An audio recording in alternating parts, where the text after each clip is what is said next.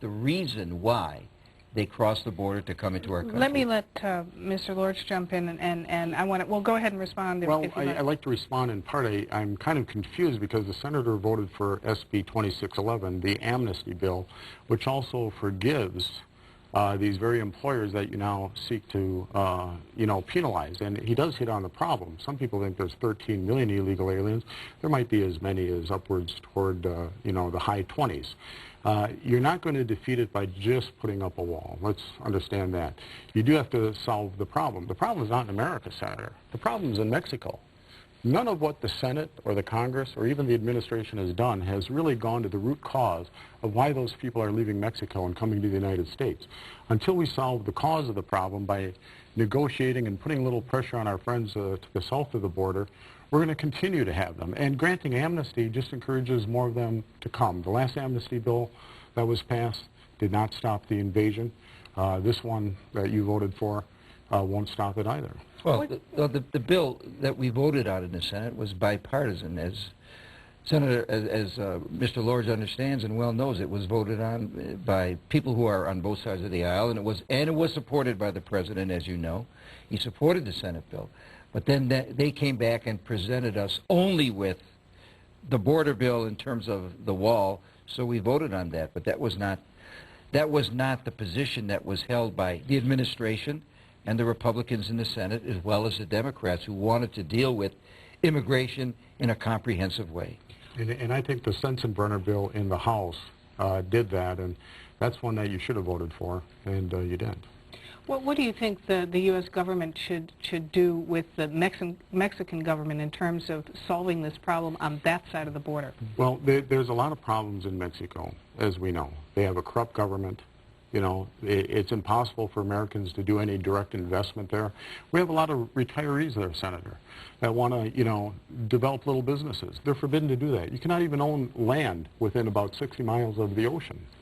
So until we shore up, some of these treaties that would grant our people equal access to the Mexican market versus them just having the right to buy land and invest here in the United States, have a two-way street like we do with Canada, I think we'd eliminate a lot of the problems. God knows Mexico has a lot of resources, not just their people, but we're talking mineral wealth and everything else. So if we could help them build up their own people, there's nothing wrong with, us buying from them and them buying from us like we do with Canada. We all get richer that way. It's when they send their poor, their welfare, a lot of their criminal element, and expect our social welfare system to pay for all of this influx, we can't handle it, and we shouldn't be paying the bill for it. Well, again, it's almost impossible for us to imagine in any foreseeable way cleaning up their country and their economy and their policies in the foreseeable future. That's not going to happen. But it seems to me if we dry up the job opportunities, which we are in a position to do, then that immigration will slow to a trickle because there'll be no purpose in their coming here. Let me move along. The senator has a point on this, Frederica, but part of the reason a lot of the manufacturers and employers find that they need to hire what I call slave labor, sweatshop labor, is because of other bills that you voted for, like the Communist China trade agreement, the Vietnam trade agreements, agreements where we're receiving all of these cheap imports from basically sweatshop and slave labor countries, and then we have to expect our own manufacturers to try and compete with that. Respond to that. You were in the business world for many years. Well, certainly. You know, I've supported some free trade agreements, and I've rejected others. Like, for example, I voted against the Mexican free trade agreement because I didn't think that would be good for us, and it hasn't turned out to be in many respects. But we cannot take the position that we will not have trade with other countries. That is a certain way to create a depression in this country and to do enormous damage to our economy. So, Senator, there is a depression on the horizon in this country. Small towns like Marion, Wisconsin, that had 36 industries, they now have 18 because all of these companies have been offshored to places like Communist China. But you're not suggesting that we not do business with other countries. I believe that we have to take a moral high ground. Slavery anywhere is slavery everywhere, including in this country. So you believe that we should not do any business with China? I did not say that. They need to come up to our level.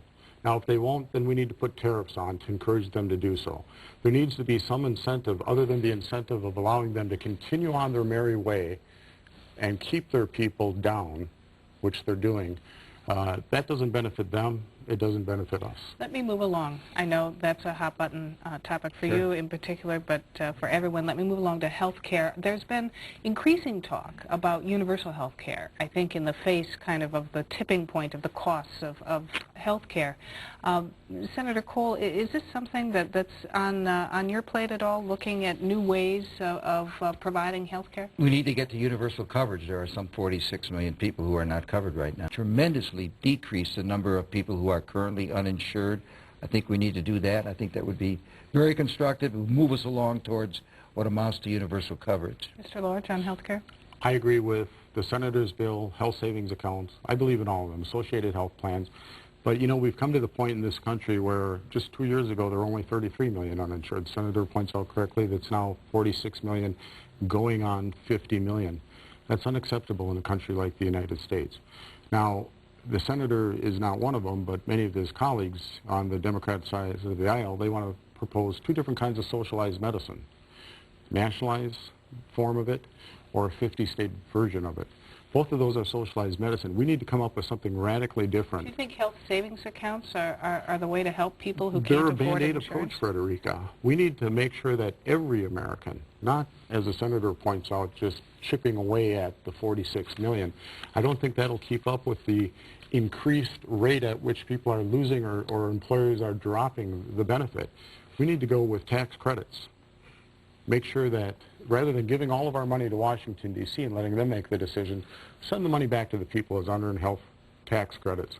Let them pick their own doctors, clinics, and health insurance companies so that 100% of the people in the United States can be insured. I want to talk about education, another very important topic, obviously. Senator Kohl, my understanding is that you support the No Child Left Behind Act. Yes, I voted for it.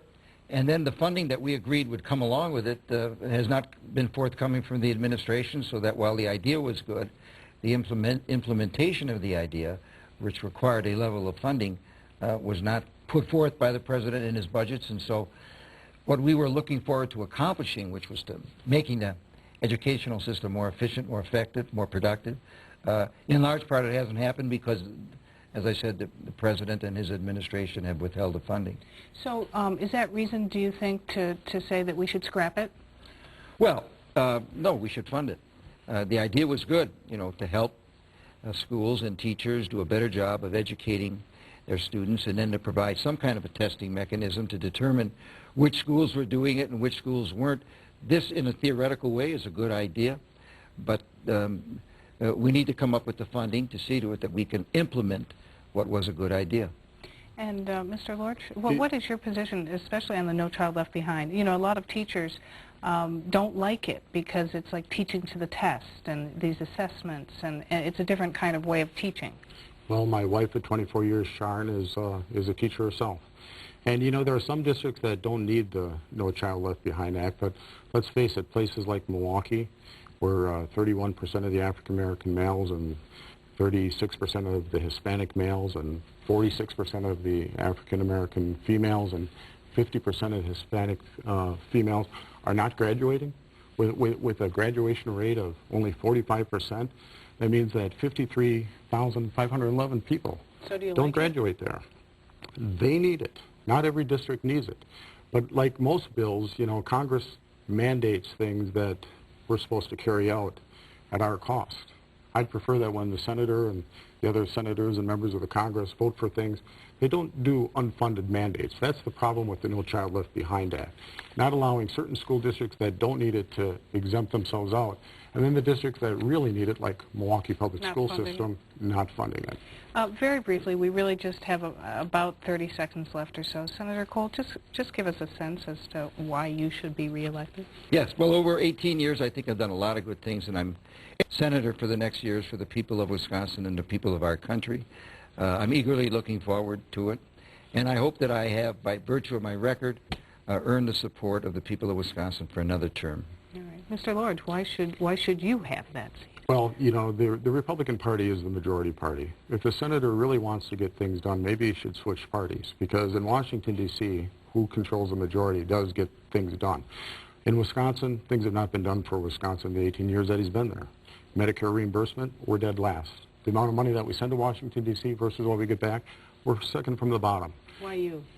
Because I'll get things done. As a Republican, I'll have the chairmanship of committees. I've got fresh ideas. I'm very young. I'm very energetic. We need to. Senator Kohl, thanks very much. And thank you, Senator. Our in-depth discussions with the U.S. Senate candidates continues next